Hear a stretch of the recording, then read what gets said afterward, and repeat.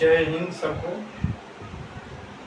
Secret detective information सर्वे department के सभी कर्मचारी एवं अधिकारियों को जय हिंद। सभी देशवासियों को भी जय हिंद। सीक्रेट डिटेक्टिव इंफॉर्मेशन सर्वे डिपार्टमेंट यह 2002 से संचालित है। इससे पहले देश आज़ाद होने से पहले 1939 में महामहिम सुभाष चंद्र बोस द्वारा संचालित की गई थी, जिसमें उनके बनाए हुए उपदेश और इलाज संलग्न है।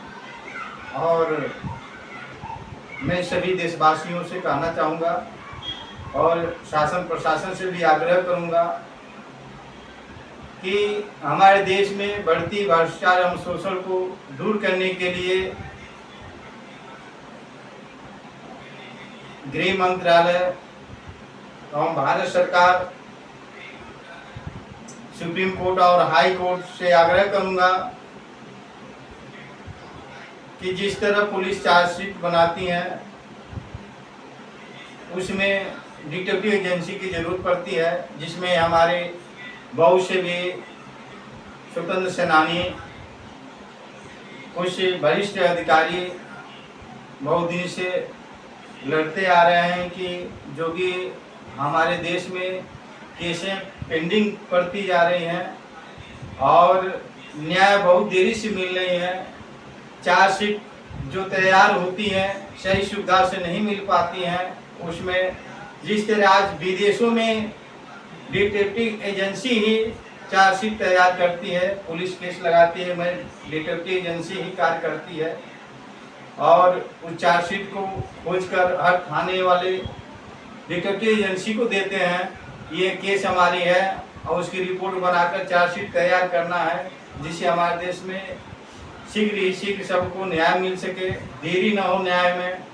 से मैं सुप्रीम कोर्ट, हाई कोर्ट से आग्रह करूंगा कि हमारे देश के संविधान और कानून को पालन करने वाले मुख्य न्यायाधीश ही होते हैं कि जिसमें संविधान को सही रूप से लागू करने के लिए आवश्यक होती है। मैं भारत सरकार से कहना चाहता हूं, मेरा भी ये सीक्रेट डिटेक्टिव इंफॉर्मेशन सर्वे डिपार्टमेंट 2002 से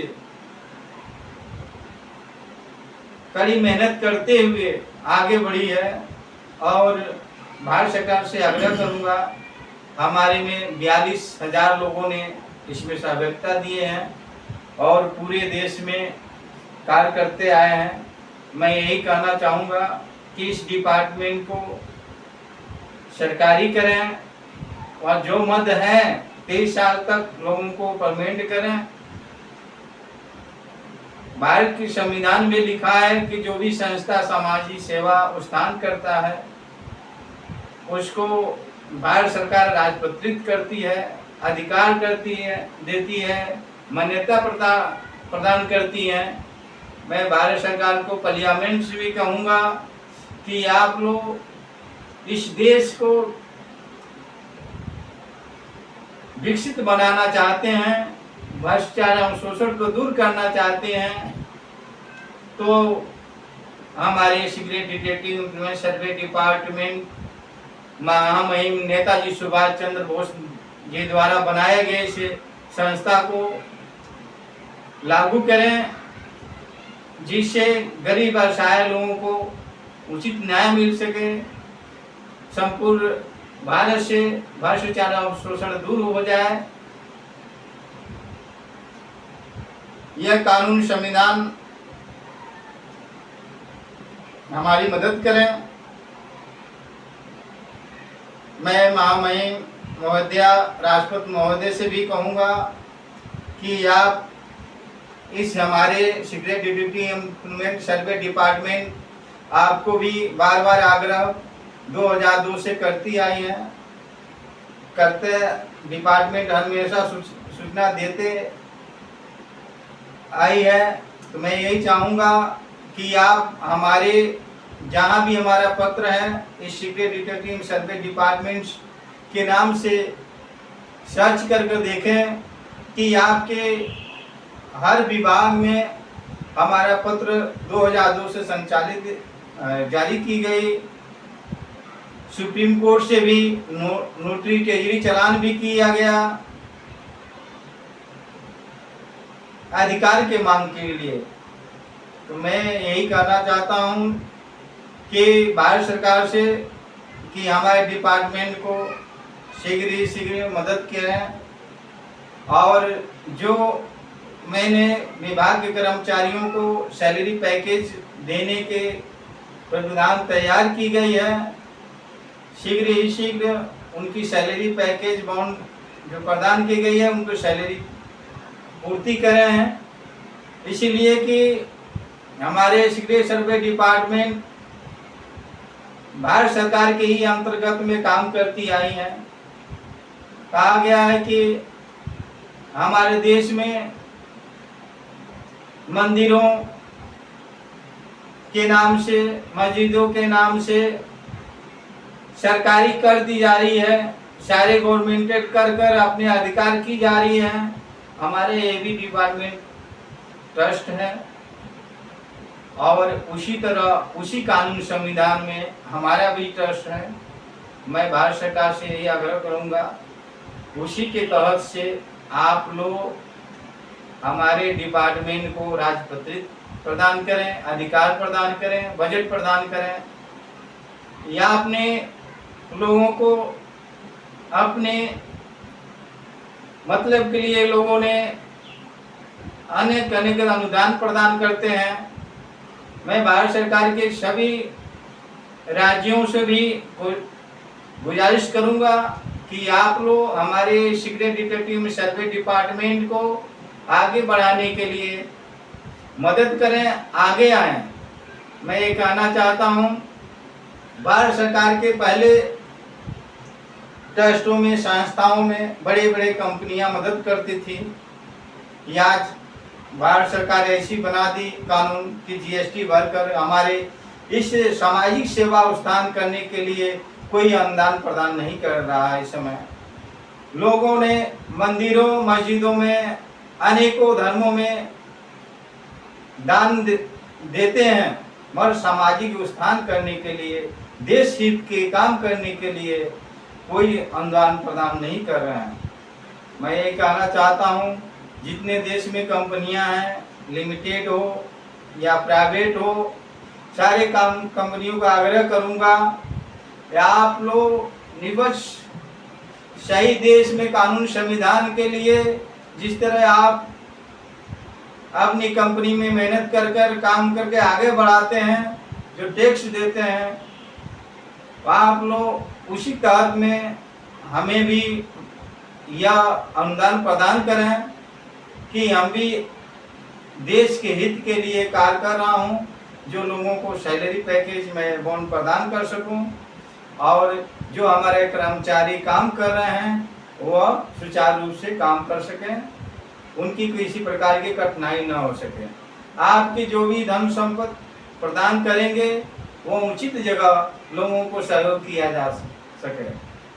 मैं यही कहना चाहता हूं कि हमारे देश में सभी देश के नागरिकों को आगे आना होगा। अगर आगे आएंगे आप, तभी देश में विकास हो सकता है। मैं ये कहना चाहता हूं कि इस डिपार्टमेंट के भारत सरकार लागू करें कि कहीं भी गृह मंत्रालय ही संचालित करे। जिस तरह अनेकों प्रकार के हेल्पलाइन बनाया गया है, मगर ऐसा केस होते हैं जिसमें गवाह नहीं मिलते हैं और आदमी के न्याय नहीं मिल पाती है, तो गवर्नमेंट के भी समझना चाहिए कि खुफिया एजेंसी ही देश के एक धरोहर होती है। एक खुफिया एजेंसी ऐसा होती है, जिस देश में खुफिया एजेंसी सतर्क रहती है उस देश में विकास होती है एवं भ्रष्टाचार एवं शोषण दूर होता है। मैं ये कहना चाहूँगा भारत सरकार से कि आप आगे आए, हमारे डिपार्टमेंट को भारत सरकार के अंदर में जोड़कर चलाएं जिसमें हमारे देश की उन्नति होगी और विकास होगी। मैं एक सुप्रीम कोर्ट, हाई कोर्ट से भी गुजारिश करूंगा कि आप हमारे इस डिपार्टमेंट को कानून के अंतर्गत में नाम जोड़ा जाए और अधिकृत किया जाए, जिससे हमने बार बार सूचित भी करते आया हूँ कि यह सीक्रेट डिटेक्टिव सर्वे डिपार्टमेंट 2002 से रजिस्ट्रेशन है, उसके बाद ट्रस्ट भी कराया गया है, एसोसिएशन भी है, और इस मोनोग्राम पे भी रजिस्ट्रेशन कराया गया। मैं ये कहना चाहूँगा भारत सरकार से कि इस डिपार्टमेंट को पूर्ण रूप से अधिकृत किया जाए और पूरे देश में लागू किया जाए, जिससे हमारे शासन प्रशासन सही रूप से काम कर सकें, देश विकसित हो जाए। जिस तरह गवर्नमेंट ने सोच रही थी गवर्नमेंट ने कि हम सारे डिपार्टमेंट को प्राइवेट कर देंगे तो काम करेंगी, अच्छी काम करेंगी, वह नहीं। जितने भी प्राइवेट हुआ, देश में महंगाई हो गई, भ्रष्टाचार बढ़ गई।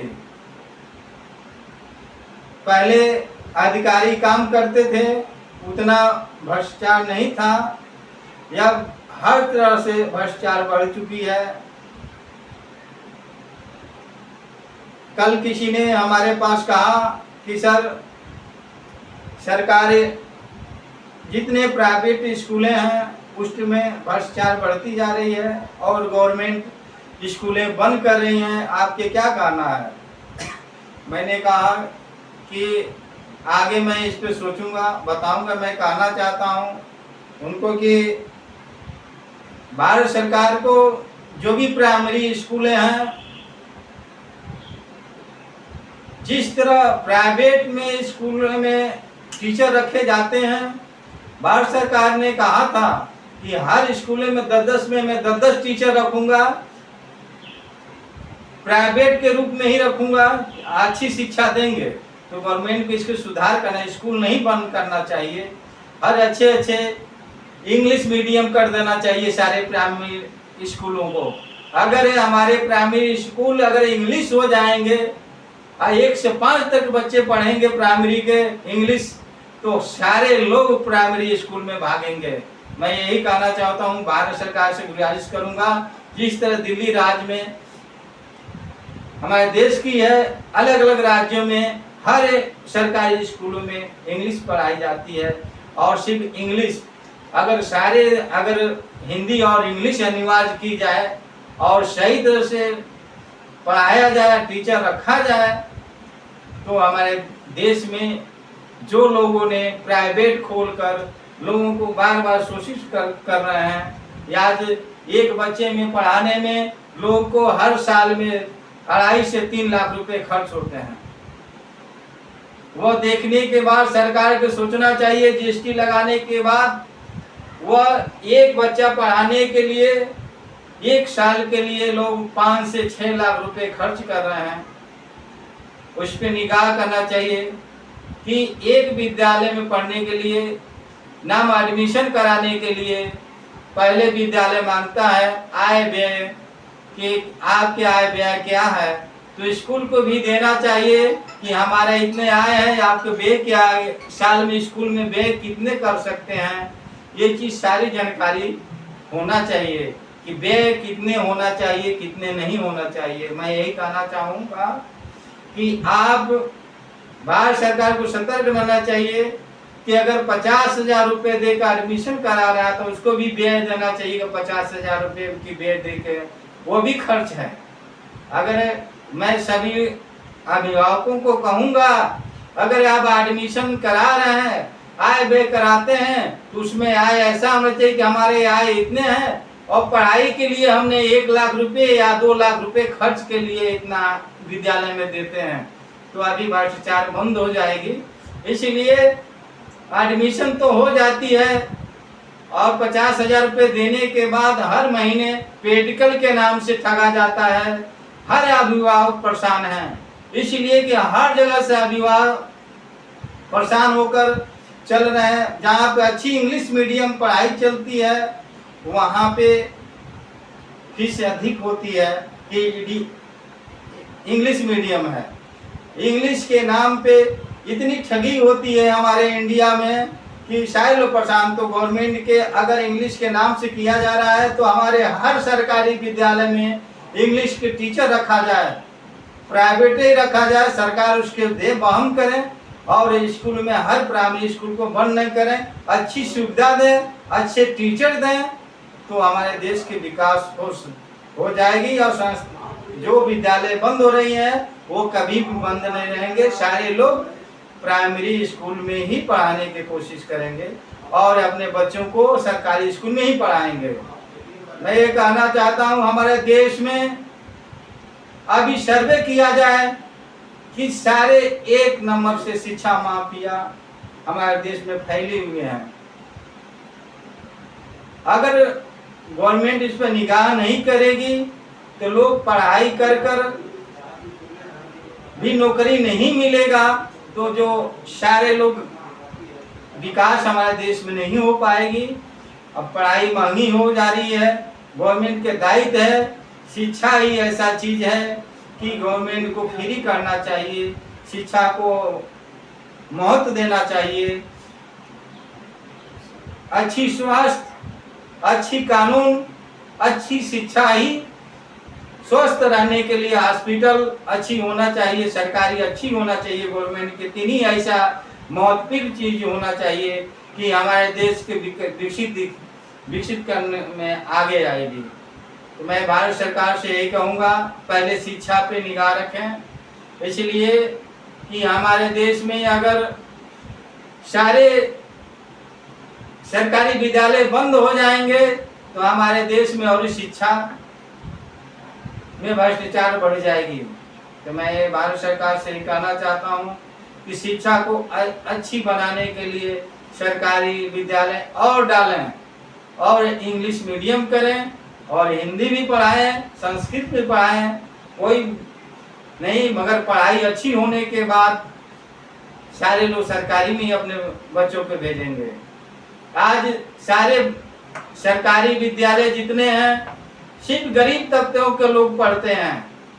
तो मैं भारत सरकार को और सुप्रीम कोर्ट, हाई कोर्ट से भी कहेंगे कि छोटे विद्यालय में भी हर 3 महीने बच्चों को सरकारी, जैसे डीटीटी हो गया, प्राइवेट संस्थाओं को भेजकर सर्वेक्षण किया जाए कि सरकारी में अच्छे पढ़ाई हो रही कि नहीं, उसकी इंटरव्यू बच्चों को लिया जाए। हर सरकारी विद्यालय प्रोत्साहन दिया जाए। अगर विद्यालय, सरकारी विद्यालय से बच्चों को आगे बढ़ रहे हो तो अच्छे विद्यालय में उनको एडमिशन कराया जाए, तभी हमारे हर गांव से विकास होगी, बच्चे पढ़ेंगे, स्वस्थ होंगे, रोजगार होगा, तभी हमारा देश विकास होगा। आगे मैं यही कहना चाहता हूं कि भारत सरकार आज से मैं देख रहा हूं कि देश में पहले शिक्षा पे ही हर विभाग, शुगर मिल से लेकर हर सरकारी होती थी, और आज प्राइवेट होने के कारण में देश हमारे पीछे हो गई। और इस पीछे होने के कारण है कि लोगों को नौकरियां नहीं मिली और सारे कंपनियां प्राइवेट हो गई। अब प्राइवेट होने के कारण आज हमारे देश में विकास होने में अड़चने आ रही हैं। इसलिए हमारे देश के विकास जीएसटी से नहीं हो सकती है।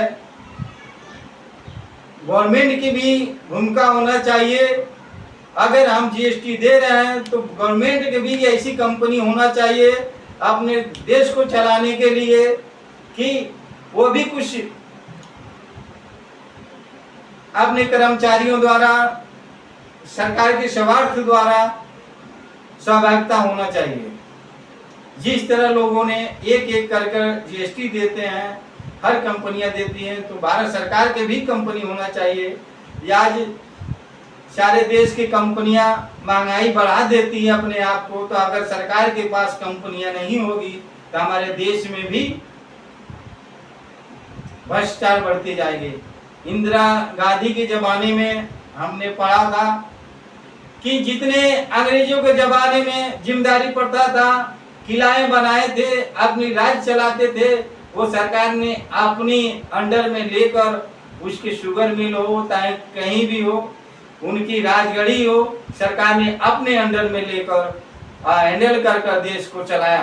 तो मैं ये कहना चाहता हूँ कि वो सरकार थी अंग्रेजों जमाने के कमर तोड़कर सरकारी अपने ही लोगों को, सरकार अंग्रेजों को हटाकर उस कंपनियों को सरकारी कर लोगों को रोजगार दिया।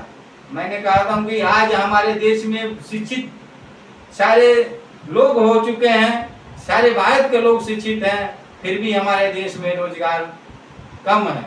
मतलब पहले हमारे देश में लोग शिक्षित नहीं थे तो रोजगार अधिक थी, मगर आज के ज़माने में रोजगार होने के बाद भी लोग सिर्फ अपनी रोजी रोटी ही चला पाते हैं, अपनी कार्य योजना को बढ़ाते हैं। मैं ये कहना चाहता हूँ कि आप इस देश को आगे बढ़ाने के लिए आप लोग आगे आना होगा। भारत सरकार से भी मैं कहूँगा कि आप सोचते हैं कि मैं ये डिटेक्टिव एजेंसी अपने लिए कार्य कर रही है। मैं ये कहना चाहता हूँ, भारत सरकार को भी कहना चाहता हूँ कि 23 साल तक हमने इतनी मेहनत करते हुए अभी तक पहुँचे हैं। कहना चाहता हूँ कि देश की आज़ादी की असली भूमिका यही डिपार्टमेंट ने निभाया था कि देश विदेश से मदद लेकर और देश को आज़ाद किया। तो मैं ये कहना चाहता हूँ कि आप सभी शासन प्रशासन, केंद्र सरकार या राज्य सरकार या पार्लियामेंट हो या सुप्रीम कोर्ट, हाई कोर्ट से आग्रह करूंगा इस डिपार्टमेंट को आगे बढ़ाने के लिए आप लोग राजपत्रित करें और बजट प्रदान करें। जो मैंने सुभाष चंद्र बोस के पैतृक धन को मैंने 12,750 करोड़ का बजट भी दिया हूँ, उस पर कोई भी अभी संचालित नहीं किया गया, न बात किया गया। मैं कहूँगा कि मैं विदेशों से भी मैं आग्रह किया हूँ कि जो मैंने सैलरी पैकेज दिया हूँ वो सैलरी पैकेज को मैं पूरा कर सकूँ, जिससे जिस दिन सैलरी पैकेज मेरे पूरा होगा, मेरे पूरे देश में कानून संविधान जिस तरह लागू हुआ था, पूर्ण रूप से देश आज़ाद हुई थी, उसी तरह कानून को संचालित करें। हमारे देश के ये डिपार्टमेंट की धरोहर है, यह मेरी पर्सनल चीज नहीं है, यह भारत सरकार की है। ये ट्रस्ट भारत सरकार भी जाना चाहिए, संविधान और कानून में भी लिखा हुआ है।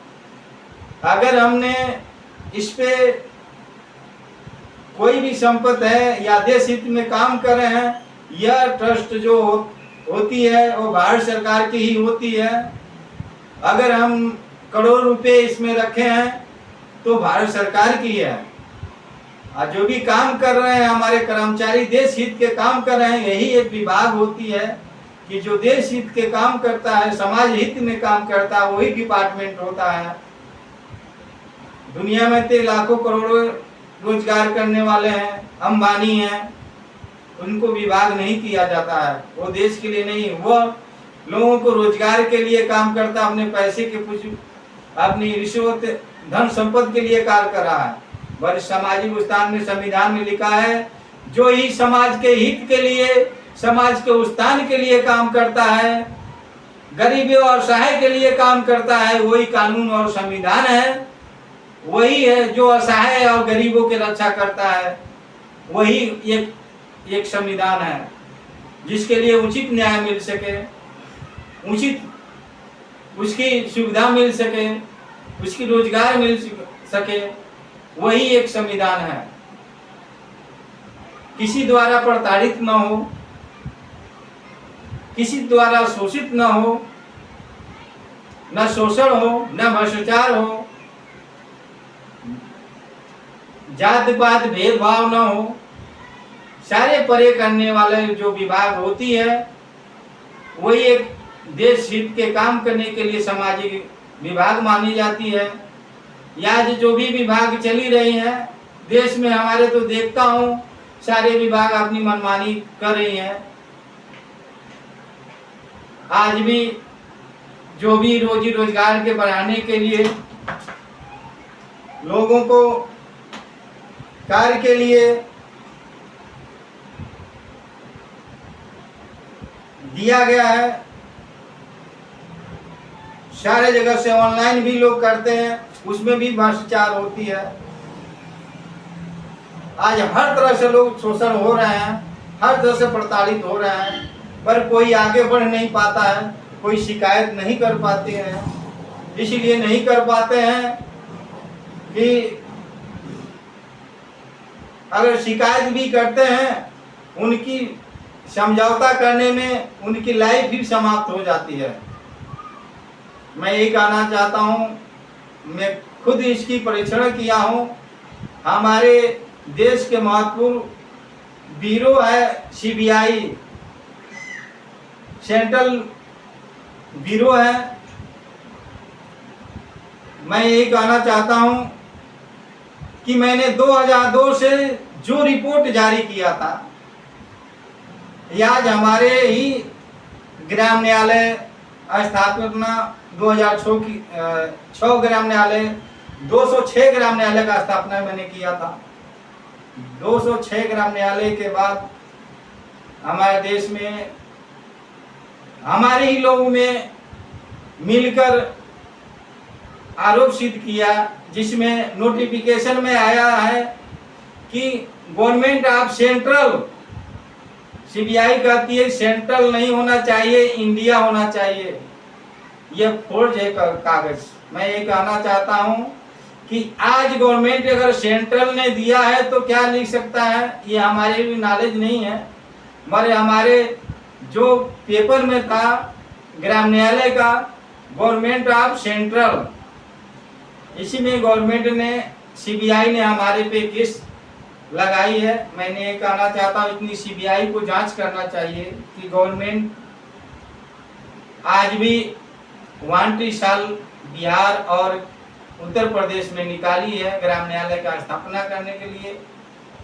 और ग्राम न्यायालय हमारा खुद 206 ग्राम न्यायालय का स्थापना 2009 और में स्थापना हो चुकी थी। इसके बाद CBI जांच हो गई। मैं ये कहना चाहता हूं कि हमारे बनाए हुए संविधान कानून को आज मैं 206 ग्राम न्यायालय का स्थापना की तो CBI इस पर कमर नहीं कसी और हमको आज भी केस में डाली हुई है। इस शंका को देखते हुए हमने CBC को भी मैं लिखा, केंद्रीय सतर्कता आयोग को भी लेटर लिखा हूँ, राष्ट्रपति को भी लिखा हूँ, प्रधानमंत्री को भी लिखा हूँ, गृह मंत्रालय को भी दिया हूँ, हाई कोर्ट, सुप्रीम कोर्ट को भी मैं दिया हूँ कि यह ग्राम न्यायालय अगर कानून के अंदर में नहीं है तो क्यों गवर्नमेंट ने इसको निकाला। जब हमारे पे ऑलरेडी केस चल रही है तो हमारे बेजुगार लोगों ने इसमें आगे आए हैं और इस डिपार्टमेंट के नाम से हमने किया हूँ। तो आज हमारे डिपार्टमेंट के नाम से 320 करोड़ रुपए और 1400 करोड़ रुपए ऑल इंडिया में काम करने के लिए हमको प्रदान की गई थी। उसके बाद CBI ने इस बजट को जांच नहीं की। क्यों नहीं जांच की? हमारे इसलिए कि जाति और धर्म के नाम से हमें फंसाया गया है। यह हमारे देश में हर डिपार्टमेंट में राजनीतिक हो गया। पहले संविधान में लिखा गया है अगर कि कोई भी जातवादी कर डिपार्टमेंट में रहता है, शोषण कर रहा है, तो उसको इस डिपार्टमेंट से निकाल देना चाहिए। संविधान में इसीलिए आरक्षण दी गई कि बाद में ऐसा ना हो कि बड़े लोगों की ही कुर्सी मिले, छोटे लोगों को कुर्सी ना मिले। इसलिए भीमराव अम्बेडकर साहब जी ने ये लिख दिया वरीयता कि सबको अधिकार हो, मगर अभी भी जांच किया जाए, हर डिपार्टमेंट में सर्वे किया जाए तो हर में अनियमितता पाई जाएगी। हमारे देश में जहाँ संसद चलती है, जहाँ गृह मंत्रालय है, पार्लियामेंट है, उसमें भी अनियमितता पाई जाएगी। तो मैं देश को यही कहना चाहता हूँ, सुप्रीम कोर्ट से आग्रह करूंगा, आप अपने कानून को, संविधान को लागू करने के लिए आपको आगे आना होगा, संविधान को खुद आगे आना होगा, सुप्रीम कोर्ट को भी आगे आना होगा, हाई कोर्ट के भी आगे आना होगा। इसलिए जब तक जाति और धर्म को हटाकर निष्पक्ष काम नहीं होगा देश में, तब तक भ्रष्टाचार शोषण होती रहेगी और जाति और धर्म के नाम से लड़ाई होती रहेगी और देश बिखरता रहेगा और भ्रष्टाचार और शोषण बढ़ती जाएगी।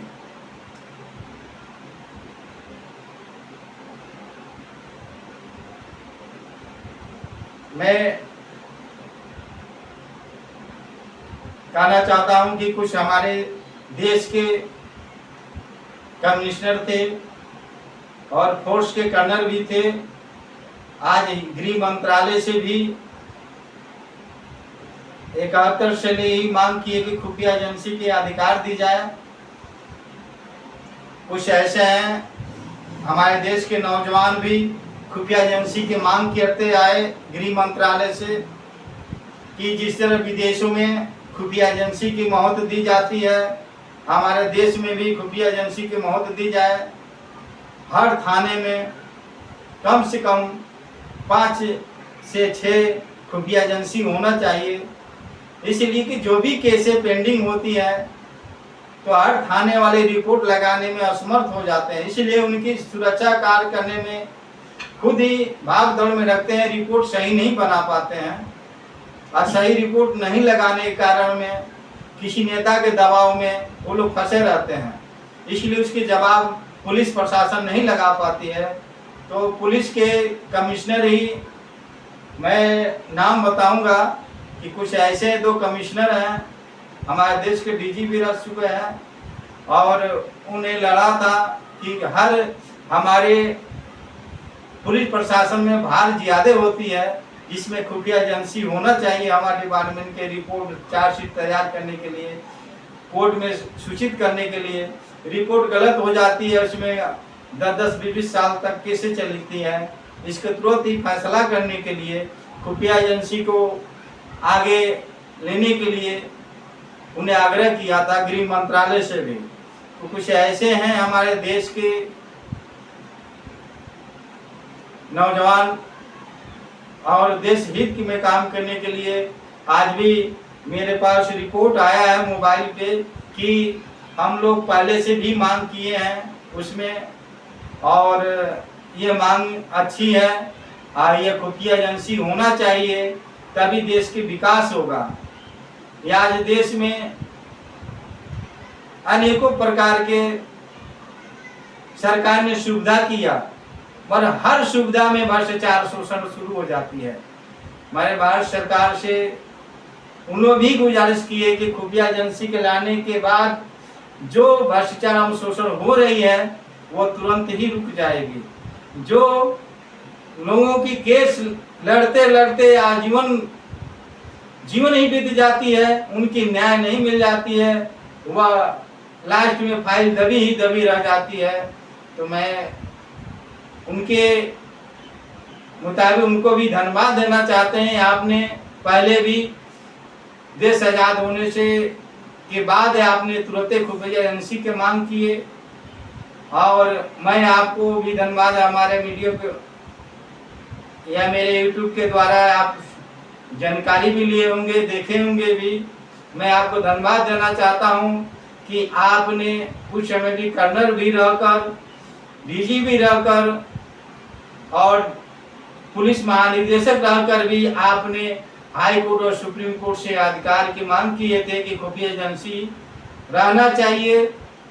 तो आपको भी मैं जय हिंद करता हूं कि आप लोग कितने महान थे उस समय भी, कि आप लोग पुलिस प्रशासन में भी रहकर आपने खुफिया एजेंसी के मांग किए कि हम नेताओं के दबाव से दब जाते हैं, मगर ऐसे निपक्ष से जांच करने वाला होना चाहिए खुफिया एजेंसी है थानों में, कि जिससे सबको न्याय मिल सके, भ्रष्टाचार हम भी बच रहे हैं और कानून भी सतर्क रहे। तो मैं यही कहना चाहता हूं भारत सरकार से कि हमने 23 साल से अधिक मेहनत करते हुए आए हुए हैं, और जो मुझ पे लगाए हुए सीबीआई के केस हैं जो ग्राम न्यायालय के प्रति, मैं यही कहना चाहता हूं उसको हटाएं। इसलिए कि अगर जब ग्राम न्यायालय अगर चल रही है तो हमारे पे केस किस बात की लग रही है। मैंने गोपनीय गुप्तचर संशोधन सर्वेक्षण विभाग के नाम से मैंने लेटर लिखा, उस द्वारा अनियमितता पाई गई, उच्चतम न्यायालय भारत सरकार लिख गई। मैंने सुप्रीम कोर्ट ने मुझे लेटर लिखा, आप उच्चतम न्यायालय भारत सरकार नहीं लिख सकते हैं, इसलिए मैं लिखा था उच्च न्यायालय के लिए हमें अधिकार प्राप्त हो, सुप्रीम कोर्ट का अधिकार होना चाहिए कि हमें अधिकार दे। इसलिए मैं लिखा था कि सर्वोत्तम ही सुप्रीम कोर्ट है, ऐसे विभाग को भी चलाने वाला सर्वोत्तम सुप्रीम कोर्ट ही होगा, हाई कोर्ट ही होगा। इसलिए नोटिस टेजरी चलान की गई थी। यह अधिकार सुप्रीम कोर्ट ने हमें दिया कि आप उच्चतम न्यायालय भारत सरकार नहीं कर सकते हैं, आप एक रजिस्ट्रेशन डिपार्टमेंट के नाम से करा सकते हैं। मैं उस समय रजिस्ट्रेशन कराया और भारत सरकार सुप्रीम कोर्ट को धन्यवाद देना चाहता हूं कि आपने सहायता से हमें अनुसूचना देकर इस उच्चतम न्यायालय भारत सरकार के गौरव ऊंचा करते हुए आपने हमारे पे एक सूचित किया कि आप इसको रजिस्ट्रेशन करा लो और इसके द्वारा आगे बढ़ो। तो हमने उसको अपील पे अभी भी मैं लेटर उसको रखा हूं, और इसी मुहिम पे लेकर हमारे सीबीआई ने कार्रवाई की है कि उच्चतम न्यायालय भारत सरकार के द्वारा ये संचालित करता है। मैंने ये कहना चाहता हूं कि अगर सुप्रीम कोर्ट से ही अधिकार न लिया जाए तो मैं किससे मांगू। सारे कानून संविधान के अधिकार सुप्रीम कोर्ट का है, तो सुप्रीम कोर्ट से ही अधिकार मांगूंगा। इसलिए उच्चतम न्यायालय भारत सरकार से ही आग्रह करूंगा कि इस डिपार्टमेंट की सहभागिता सुप्रीम कोर्ट के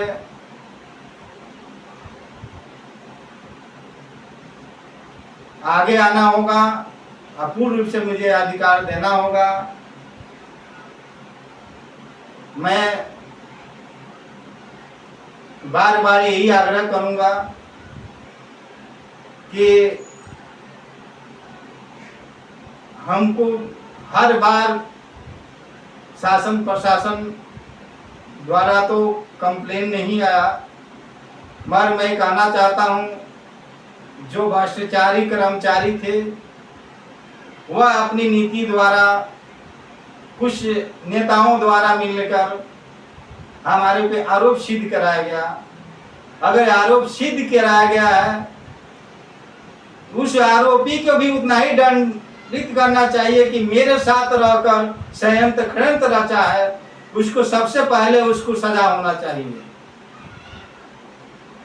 कि मेरे साथ ही रहकर। सीबीसी केंद्रीय सतर्कता आयोग को भी मैंने लिखा हूं कि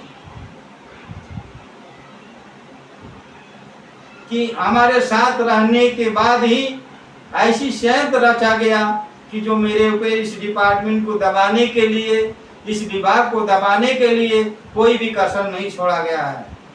मैं सीबीआई के यही कहना चाहता हूं, सीबीआई के भी मैं यही आग्रह करूंगा, या आपको भी सोचना चाहिए जो व्यक्ति ने मेरे नाम से लोगों से शोषण किया, आज आपको सरकारी गवाह बना है। सबसे पहले निपक्ष अगर आप सीबीआई रहते, अगर देश की खुफिया एजेंसी सही रहते तो आप उस शत्रु को सबसे पहले जेल भेजते। और आपने जाति और धर्म के नाम से हमको दबाया गया। मैं सभी देशवासियों को कहना चाहता हूं कि आज भी 14 साल हो गया। इस केस को चलते हुए अभी गवर्नमेंट द्वारा सीबीआई की रिपोर्ट सही नहीं होने के कारण हर बार फंसाती जाती है। तो मैं कहना चाहता हूं भारत सरकार से कि अगर अभी भी भारत सरकार जिस तरह और डिपार्टमेंट को प्राइवेट कर दिए, सीबीआई को भी हटाकर बाहर कर दें, कि जब न्याय हमारे प्रति में, हमने हर प्रधानमंत्री, राष्ट्रपति, सुप्रीम कोर्ट, हाई कोर्ट, पंचायती राज, पुलिस प्रशासन, शासन प्रशासन के मैं सूचना देते आया हूं, वो मेरे पास साक्ष्य है, मैं कोर्ट में साक्ष्य पूर्त करूंगा। मैं यही सीबीसी को भी मैं लिख कर दिया, जिसने फंसाया उसके प्रति में लोगों ने बयान हल्फी बनाकर केंद्रीय सतर्कता आयोग को भी दिया। लेटर आज भी मेरे पास है। अगर न्याय के रहता है, अगर खुफिया एजेंसी की इतनी देरी तक न्याय नहीं मिला, तो मैं देश में क्या जानता हूं कि हमारे देश में कितनी बड़ी कानून और संविधान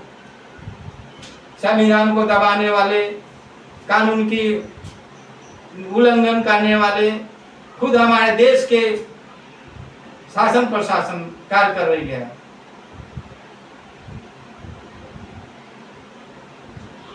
इस चीज को मैं इसलिए वीडियो पे, यूट्यूब पे आना शुरू किया हूं कि सारे लोग समझें कि आज 2002 से लेकर अधिक परिश्रम करते हुए हम आज आगे बढ़े हुए हैं। मैं लोगों से भी कहूँगा, आप लोगों की संपत्ति कम नहीं है, एकता हमारी रहेगी तो हमारी विजय होगी। आज नहीं कल जरूर हमें कामयाबी मिलेगी। बार बार आप लोग आती सैलरी पैकेज कम मिल जाएगा, इसमें भी भ्रष्टाचार शोषण करने वाले हैं, इसमें भी कुछ भ्रष्टाचारी बैठे हुए हैं।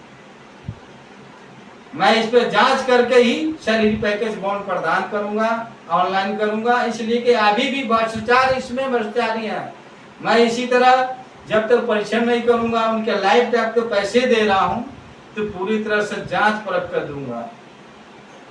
अगर हमारे डिपार्टमेंट के लोग हैं, अनियमितता अभी भी मिल रहा है, अभी भी मैं जान रहा हूं कि सिर्फ अभी भ्रष्टाचार से मतलब के लिए सारे लोग जुड़े हुए हैं कि भ्रष्टाचार शोषण दूर करने वाला है, मगर इसमें भी भ्रष्टाचार शोषण करने वाले हैं। मैं इस निगाह दूंगा और उन्हीं के पैसा मिलेगा जो सही खड़े होंगे जांच करने में। मैं पुलिस प्रशासन द्वारा भी पुलिस सर्टिफिकेट भी मांग किया हूँ इस संस्था द्वारा कि आप लोग पुलिस का सर्टिफिकेट लेके आएंगे, प्लस उनकी सारी क्वालिटी जांच करेंगे, हमारे डिपार्टमेंट के लायक हैं कि कामयाबी हैं कि नहीं, कितनी मदद की है, कितनी सहयोग किए हैं, कौन से हमारे डिपार्टमेंट में आज तक शोषण करता रहा है, उस पर भी मैं आज पुलिस प्रशासन से सूचित कर कार्रवाई करूंगा। इसलिए कि जिनको मैं पैसे देने जा रहा हूं, क्या मेरे डिपार्टमेंट के लायक हैं कि नहीं, कि सिर्फ किसी बहकावे से आके जुड़े हुए हैं, कि किसके द्वारा शोषण हुए हैं और कौन मेरे डिपार्टमेंट के नाम से शोषण कर उनको जोड़ा है। अगर वो किसी द्वारा शोषण कर जुड़ा हुआ है तो उनकी नियुक्ति भी निरस्त करेंगे। इसलिए इस डिपार्टमेंट में ही कुछ भरे हुए हैं। जिस तरह गवर्नमेंट ने हमारे पे कोई केस नहीं किया, मैं शासन प्रशासन को भी दोष नहीं दूंगा, जो हमारे डिपार्टमेंट से ही मिले हुए हमारे साथ ही मिलकर वो भ्रष्टाचार शोषण के आरोप सिद्ध किया, जो भ्रष्टाचार था वही हमारे पे कंप्लेन किया, जब उनको निकालने की कोशिश किया वो हमारे पे केस कर दिया।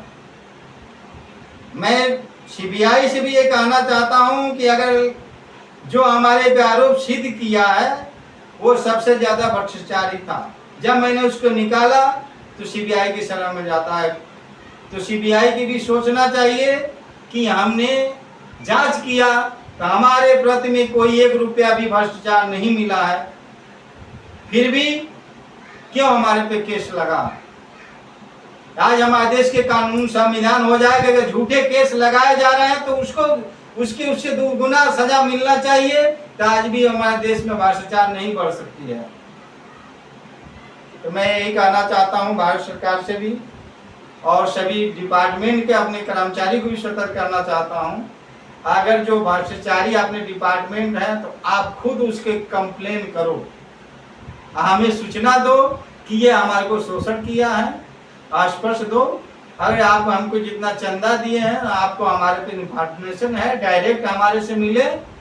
मैं कह रहा हूँ कि मेंबर मिलने के लिए आपको तो शुल्क देना, इसलिए डिपार्टमेंट को चलाने के लिए आर्थिक सहयोग सबको प्रदान करना होगा।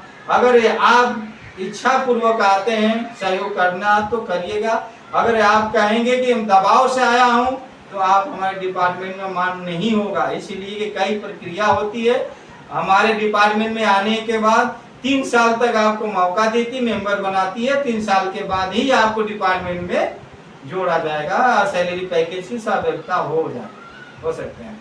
अगर हमारे डिपार्टमेंट आपको सही पाई तो आपको सैलरी पैकेज देने में प्रावधान पास करेगी। पूर्ण रूप से आपको जो सैलरी पैकेज मिला है, बॉन्ड जो रसीद दी गई है वो पूर्ति की जाएगी। मैं ये कहना चाहता हूँ कि हमारे कई लोगों से सवाल भी आया और कॉन्फ्रेंस में भी पत्रकारों से बोले थे कि सैलरी कब मिलेगा, क्यों देरी हो रही है।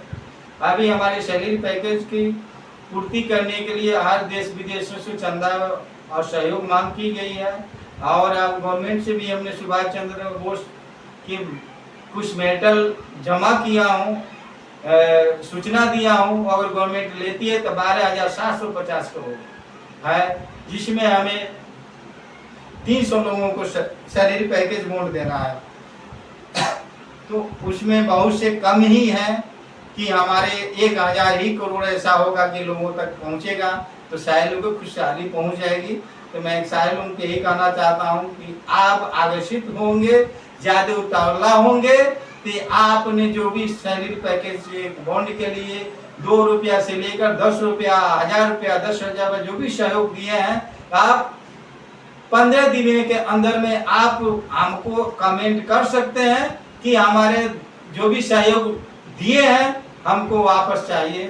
तो ये अगर हमारे अभी जांच चल रही है, आप अपनी सहयोग वापस लेना चाहते हैं तो पुनः आप सूचित कर सकते हैं। अगर नहीं सूचित करते हैं तो उसकी जिम्मेदारी आप खुद होंगे। इसलिए कि बार बार आप इस पे प्रताड़ित करने का काम कर रहे हैं, देश हित में आप ही भ्रष्टाचारी के रूप में आ जाएंगे। मैं बार बार कहता हूं कि आप सहयोग नहीं करेंगे तो हमारे डिपार्टमेंट किसी सरकार की मदद से नहीं चल रही है, आपकी मदद से, आपके सहयोग से, आपके चंदा से चल रही है। अगर उसमें भी आपने कुछ भ्रष्टाचार के रूप में आप हमको साबित करेंगे तो आप सबसे ज्यादा भ्रष्टाचारी माने जाएंगे। इसलिए मैं कहता हूं कि आप अगर 2 रुपया सहयोग दिए हैं, अगर आपको मत अच्छे नहीं लगता, 10 दिन के अंदर 5 तारीख तक, अगले 9 महीने में 5 तक, सितंबर तक आप हमारे पास नोटिस कर सकते हैं। आपको जो चंदा सहयोग है वो आप रिटर्न ले सकते हैं। इसलिए कि अब हमारी ये प्रक्रिया जांच में जाएगी, ये सैलरी पैकेज पूर्ति की जाएगी, बॉन्ड पूर्ति की जाएगी, हर विभाग में जाएगी। अगर इसमें कोई अनियमितता आपको मिला तो जिम्मेदार आप होंगे। इसलिए कि बार बार आप लोग उस बातों के कथनी बार बार प्रताड़ित करेंगे तो आपको डिपार्टमेंट से निकाले जा सकते हैं। इसलिए कि आप सिर्फ मतलब के लिए जुड़े हैं तो हमारी डिपार्टमेंट सहन नहीं अब करेगी। इसलिए कि हर बार हमारे देश में करोड़ों नौजवान भरे हुए हैं कि जो सहयोग देने के लिए राजी हैं कि आप हमारे से 10 लाख रुपए अनुदान ले लीजिए, 20 लाख रुपए लीजिए, 1 करोड़ रुपए लीजिए, 100 करोड़ रुपए लीजिए, 200 करोड़ रुपए लीजिए, 1000 करोड़ रुपए लीजिए, मगर नहीं, गवर्नमेंट अभी लेने के बाद गवर्नमेंट हमको भी ब्लैक लिस्ट में कर दिया। अभी तो पैसा दिए नहीं है, हमारे पे केस गवर्नमेंट ने दिया। अभी मुझे फंड 300 करोड़ रुपया आया नहीं, सीबीआई जांच हो गई। 1400 करोड़ आई नहीं, सीबीआई जांच हो गई। 31 करोड़ 500 करोड़ रुपए, 31 लाख 800 करोड़ रुपए आया नहीं, जांच हो गई। 12,550 करोड़ रुपए आया नहीं, सिर्फ जांच हो गई। तो मैं ये कहना चाहता हूँ कि अभी आपने इतना में घबरा गए हैं। हमको देने के लिए हर जगह से हर कंपनियां राजी हैं, देश विदेश से भी देने के लिए राजी हैं। मैंने कहा हूं कि आप अगर सतर्क लेने के लिए तैयार नहीं गे, आपके कागज हम पूर्ति नहीं करेंगे तो आपके हम लेने से क्या करेंगे। 500 करोड़ रुपए मंगाए फिर भी हमारे अकाउंट में आए नहीं तो फिर से क्या कर पाएंगे। तो मैं ये कहना चाहता हूं कि जब तक हम सैलरी पैकेज बॉन्ड की प्रक्रिया बैंक से केवाईसी नहीं करेंगे, आप में मैं उसके जांच परख नहीं करेंगे, तब तक बॉन्ड पैकेज नहीं आपको प्रदान कर पाएंगे। आपको रसीद दी गई है, मैं आपको 15 दिन के मौका दिया हूं। आपके बार बार कंप्लेन आ रहे हैं कर्मचारी द्वारा और किसी तरह बहकावे आ रहा है, उस बहकावे में आप आ रहे हैं तो आपको आज से 21/8/2025 से लेकर 5/9/2025 तक आपको सूचित किया जाता है कि बीच में आपको किसी के अगर जो सहयोग दिए हैं लेना चाहते हैं सुरक्षा रूप से ले सकते हैं। उसके बाद हमारी सैलरी पैकेज की कर्मचारी जो भी बॉन्ड भरा गया है उसके सर्वेक्षण करेंगे, उसकी जांच करेंगे। उसके बाद हमारी वेबसाइट में डब होगा, आपको सैलरी पैकेज बॉन्ड योजना बनाकर हमारी डिपार्टमेंट प्रोवाइड करेगी। या आपके सैलरी पैकेज के बॉन्ड ये सोचिए कि आपको जो पैकेज दिया गया है, आपको जो डेट के टाइम में दिया गया उसके बीच में कभी भी दी जा सकती है। आप सोचे कि आज ही मिल जाए, अगर गवर्नमेंट के द्वारा अगर जो अनुदान के द्वारा आज ही आएगा तो आज ही आपको सारे बॉन्ड के पैसे दे दी जाएगी। माने जब अगर कम आएंगे सहयोग जैसे आपको आएंगे, जो सैलरी पैकेज दिया गया है उसको पूर्ति किया जाएगी। माने आप जब सोच रहे हैं कि हम बॉन्ड जो सैलरी पैकेज बॉन्ड दिए हैं उसमें डेट निर्धारित की जाएगी, उसके अंतर्गत में आपकी सारी भरपाई दी जाएगी। अगर आप उसमें कंप्लेन करेंगे तो आपको बॉन्ड अगर 10 लाख रुपए बैठे हैं और आपने सही मदद में काम नहीं किए हैं, आप वहीं पे काम भी रुक सकते हैं। अगर आपने अच्छे कार्य योग्यता बनाए तो आपके बॉन्ड के जो जितने दिए हैं उसकी आपको प्राप्ति होगी, आप पूर्ण की जाएगी। इस डिपार्टमेंट ने पूरी तरह से सुभाष चंद्र बोस के जो विदेशों में भी फंडिंग है वो मंगाया गया है। मैं कह रहा हूं कि इतनी सुभाष चंद्र बोस के नाम से देश में पैसे जमे हुए हैं, वो सारी मंगाने के लिए हमने कोशिश किया हूं और लगे हैं।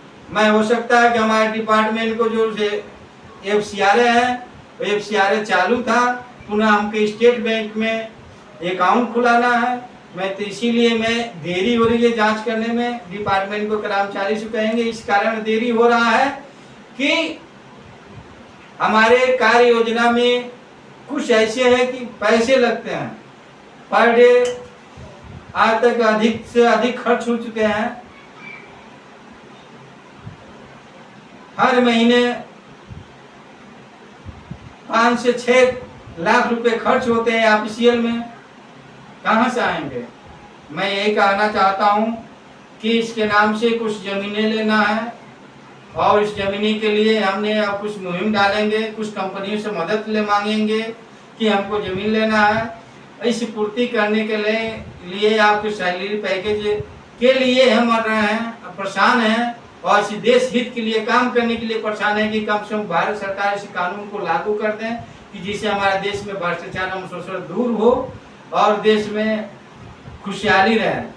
तो मैं इसीलिए आपके लिए आज मैंने हर जेल की रोटी खाना पड़ा, आज भी केस लड़ता हूँ, हर तरह से विषम परिस्थितियों में झेलना पड़ता है, हर तरह से प्रताड़ित होता रहता हूँ।